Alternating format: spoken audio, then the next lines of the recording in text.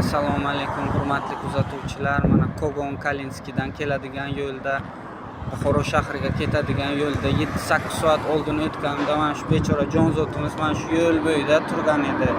Hozirgacha mana shu yerda turibdi. Shu yerdan Kamaslar o'tadi. Yaxshi ham biron kishi urmabdi bu bechorani. Yaxshi ham biron tomosha urib ketmabdi. Hozir 102 raqamga qo'ng'iroq qilib bu borada xabar berdik va 102 raqamini hozir kutib o'tirmoqda bizlar.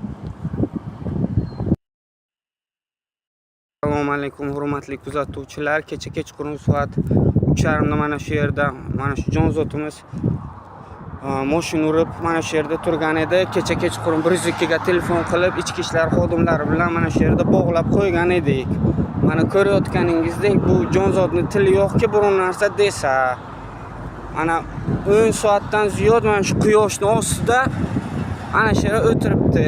102 ga telefon qilib qaytadan hozir men xabar berdimki nima uchun sizlarning 102 raqamlaringiz ishlamaydi deb. Buni veterinariya bo'limiga topshirishni zarurligini aytib o'tdim. Nimagadir bular lekin ish qilmayapti biror narsa. Mana shunaqa sovuqqonlik bilan qarayapti o'z vakolatiga.